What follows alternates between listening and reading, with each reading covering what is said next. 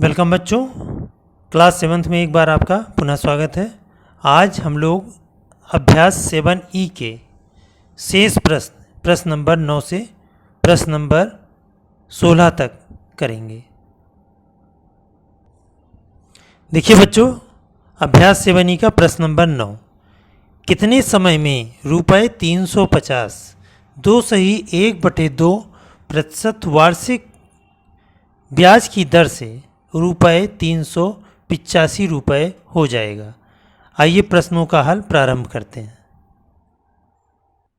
इसमें गिवन है मूलधन बराबर 350 रुपये, मूलधन बराबर 350 रुपये, मिश्रधन दिया है 385 रुपये,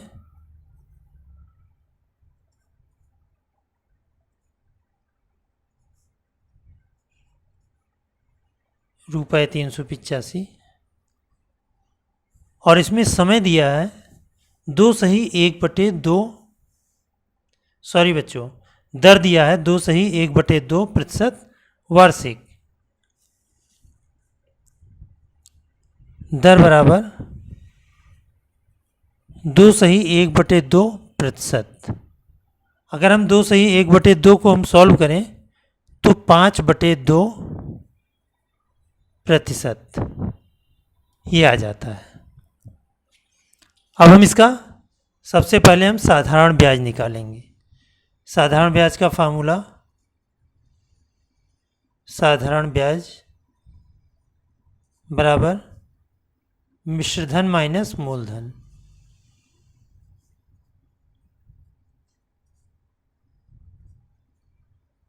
मिश्रधन हमारे पास है 385 रुपये माइनस 350, तो यह आ गया रुपये 35।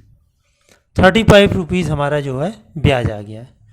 अब हमसे पूछ रहा है कि कितना समय लगेगा, क्योंकि कह रहा है कितने समय में, तो समय बराबर साधारण ब्याज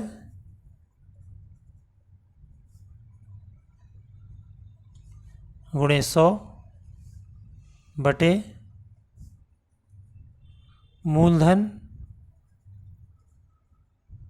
गुणे दर। साधारण ब्याज हो गया 35 रुपये इंटू 100, और मूलधन है हमारा 350 रुपये, और दर दिया है हमारा 5/2, तो 5 और 2 को हमने ऊपर पहुंचा दिया। 35 दहम्मा 350 और 10 दहम्मा 100, और 5 2 जा 10, तो 2 2 जा 4 बराबर 4। अतः समय बराबर 4 वर्ष।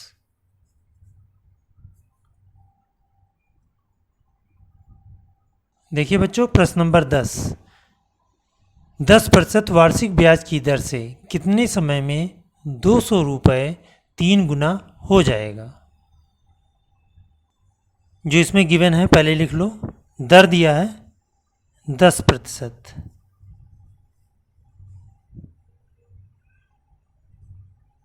10% वार्षिक। मूलधन दिया है 200 रुपये, मूलधन 200 रुपये।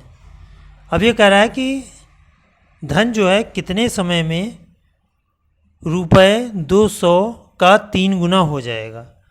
तो रुपये 200 का 3 गुना जो होगा वो होगा मिश्रधन। मिश्रधन बराबर 3 गुणे 200 बराबर रुपये 600। इस तरह से आपका मिश्रधन आ गया 600 रुपये। अब हम सबसे पहले हम साधारण ब्याज निकालेंगे। साधारण ब्याज बराबर मिश्रधन माइनस मूलधन।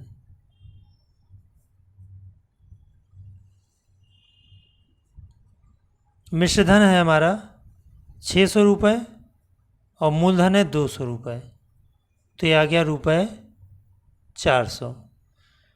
अब समय पूछ रहा है इसमें भी, तो समय का फार्मूला लगा दो। समय बराबर साधारण ब्याज गुणे 100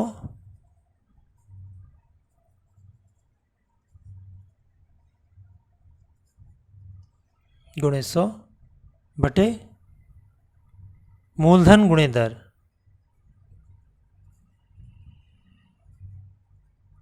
सभी बच्चे ये फार्मूले को याद कर लेंगे तो प्रश्नों को हल करने में आसानी होगी। साधारण ब्याज दिया है 400 रुपये गुणे 100, मूलधन दिया है हमारा 200 रुपये और दर दिया है 10%। 1 2 1 2 एक जीरो से एक जीरो कैंसिल, 2 से कट कर दो, 2 2 जा 4 और 2 10 जा 20। अतः समय आ गया 20 वर्ष। अतः समय बराबर 20 वर्ष।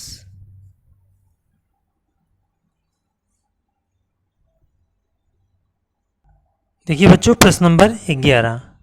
एक वस्तु का अंकित मूल्य 500 रुपये है, वह 10% बट्टे पर बेची गई, तो वस्तु का विक्रय मूल्य ज्ञात कीजिए। बट्टे का मतलब हो गया हानि। आइए इस प्रश्न को सॉल्व करते हैं। देखिए बच्चों, इसमें वस्तु का अंकित मूल्य दिया हुआ है। अंकित मूल्य, अंकित मूल्य दिया है रुपये 500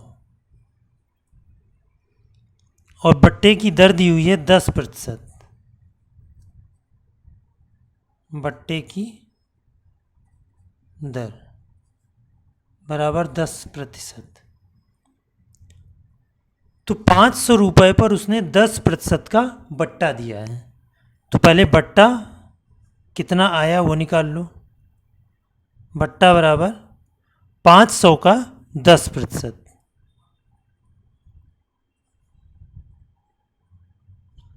बराबर ये आ गया 500 गुणे 10 बटे 100, यह आ गया रुपये 50। तो अब विक्रय मूल्य पूछ रहा है, फार्मूला लगा दो। विक्रय मूल्य बराबर अंकित मूल्य माइनस बट्टा। अंकित मूल्य हमारा 500 रुपये माइनस 50, तो ये आ गया रुपये 450। उत्तर ये आ जाएगा। अतः वस्तु का विक्रय मूल्य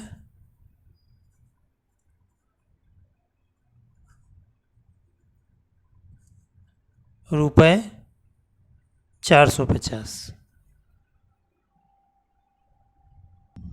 देखिए बच्चों, क्वेश्चन नंबर 12। एक घड़ी का विक्रय मूल्य 420 रुपये है, वह 25% बट्टे पर बेची गई, तो घड़ी का अंकित मूल्य ज्ञात कीजिए। देखिए इसमें घड़ी का विक्रय मूल्य दिया हुआ है। घड़ी का विक्रय मूल्य दिया हुआ है रुपये 420 और बट्टे की दर दी हुई है 25%। बट्टे की दर बराबर 25%। अब बट्टा निकालो, कितना हुआ बट्टा रुपए में। 420 रुपये का 25%,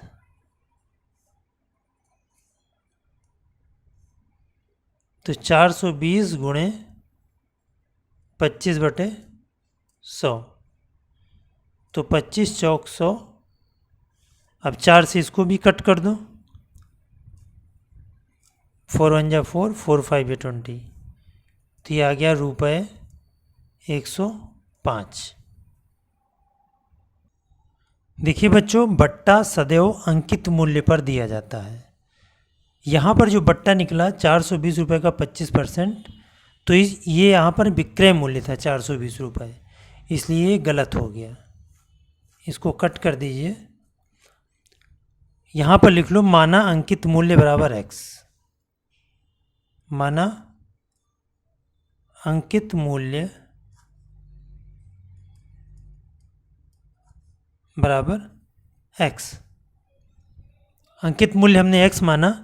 अब इस पर हम बट्टा निकालेंगे। बट्टा बराबर x का 25% बराबर आ जाएगा x गुणे 25/100। 25 चौक 100, यानी x/4 ये आ गया।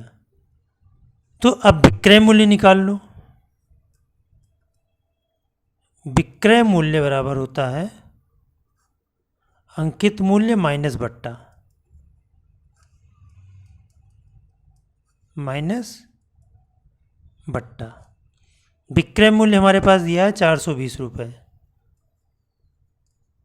अंकित मूल्य है x माइनस बट्टा है x/4।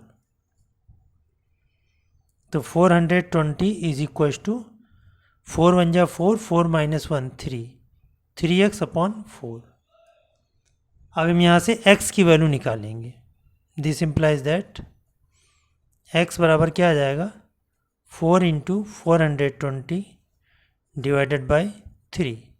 3 से कट कर दो, 3 1 जा 3, 3 4 जा 12, 0। अब 14 4 जा इक्व टू आ गया रुपये 560। तो 560 रुपीज़ की चीज़ 25% बट्टे पर 420 रुपये की मिली। यहाँ पर लिख लो अतः वस्तु का अंकित मूल्य। अतः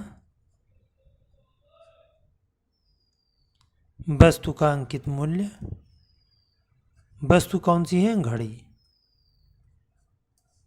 का अंकित मूल्य रुपये 560 होगा। देखिए बच्चों, क्वेश्चन नंबर 13। एक सिलाई मशीन का अंकित मूल्य रुपये 830 है। यदि दुकानदार ग्राहकों को 20% बट्टा देता है तो मशीन का विक्रय मूल्य ज्ञात कीजिए। देखिए 13th क्वेश्चन, यहाँ पर अंकित मूल्य दिया हुआ है। अंकित मूल्य रुपये 830 और बट्टे की दर दी हुई है 20%।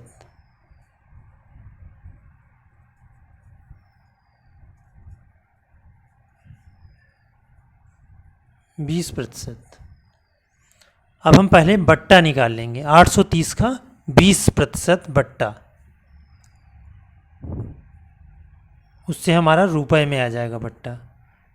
तो 830 का 20%, 0 0 2 5 जा 10। अब 5 से 830 को कट करेंगे। 5 1 जा 5, 5 6 जा 5 6 जा, तो ये आ गया रुपये 166। अब सिलाई मशीन का विक्रय मूल्य पूछ रहा है, इसलिए विक्रय मूल्य बराबर अंकित मूल्य माइनस बट्टा। अंकित मूल्य हमारा 830 रुपये माइनस 166 रुपीज़, तो ये आ गया रुपये 664। यहाँ आप लिख लेंगे अतः सिलाई मशीन का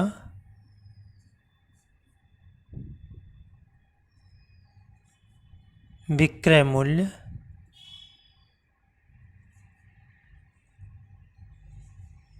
रुपये 664 है।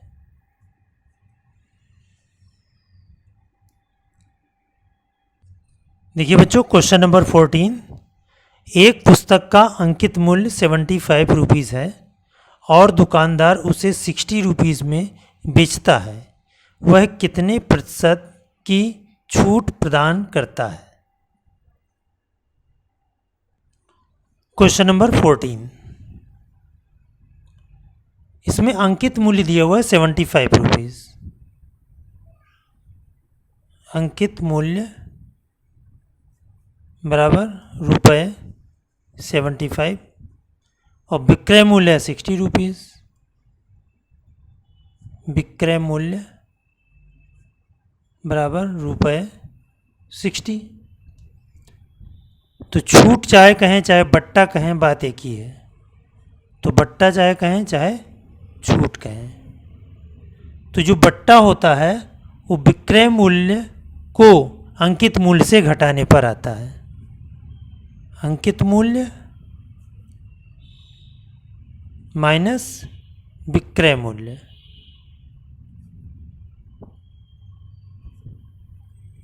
तो अंकित मूल्य हमारा है 75 माइनस 60, तो ये आ गया 15। तो 15 रुपये हमारा बट्टा है। तो प्रतिशत बट्टा, प्रतिशत छूट, तो ये आ जाएगा छूट गुणे 100 बटे अंकित मूल्य।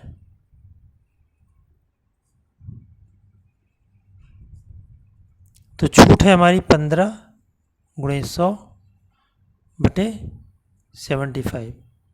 15 5 या 75, 5 2 या 10, 0। तो ये आ गया 20%। तो वही प्रश्न कह रहा है कि मशीन कितने प्रतिशत की छूट प्रदान हुई। अतः छूट प्रतिशत बराबर 20%। अतः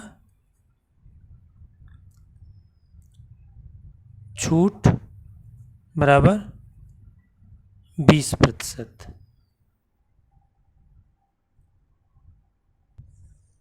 देखिए बच्चों, क्वेश्चन नंबर 15। एक रेडियो का अंकित मूल्य 500 रुपये है और ग्राहक को 450 रुपये में उपलब्ध है। बताइए उस पर किस प्रतिशत दर से बट्टा दिया जाता है। जैसे कि आपका प्रश्न नंबर 14 था, उसी प्रकार से प्रश्न नंबर 15 है। इस प्रश्न को आप लोग स्वयं करें। अब हम क्वेश्चन नंबर 16 पर विचार करेंगे। एक संदूक का विक्रय मूल्य 1400 रुपये है और दुकानदार ग्राहकों को 30% बट्टा प्रदान करता है। संदूक का अंकित मूल्य ज्ञात कीजिए। आइए इसे प्रारंभ करते हैं। देखिए बच्चों, इसमें जो जो दिया है उसको लिख लें। विक्रय मूल्य दिया है 1400 रुपये। विक्रय मूल्य बराबर रुपये 1400 और बट्टा दिया 30%। बट्टा बराबर 30%। अभी हमने आपको बताया था कि बट्टा हमेशा अंकित मूल्य पर मिलता है। तो अंकित मूल्य लिख लो। माना अंकित मूल्य बराबर x। अब बट्टा निकाल लो। बट्टा बराबर x गुणे 30/100। 0 0 कैंसिल, तो आ गया 3x/10 रुपये। अब विक्रय मूल्य बराबर होता है अंकित मूल्य माइनस बट्टा।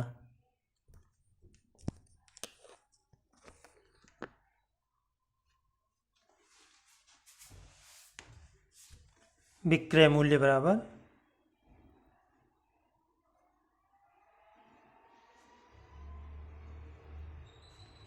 अंकित मूल्य माइनस बट्टा।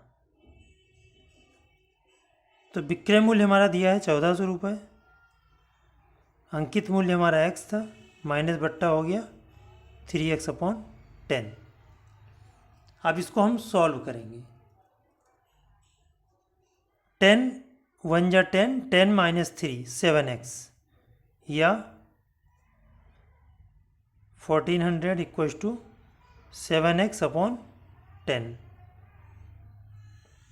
अब इससे हम x की वैल्यू हमें फाइंड करनी है।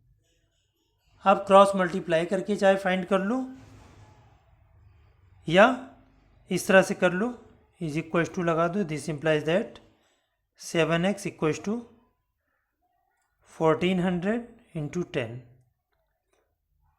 This implies that x equals to 1400 into 10 divided by 7। 7 2 जा 14, तो 200। तो x की वैल्यू आ गई 2000। ये इज इक्वल्स टू आ गया 2000।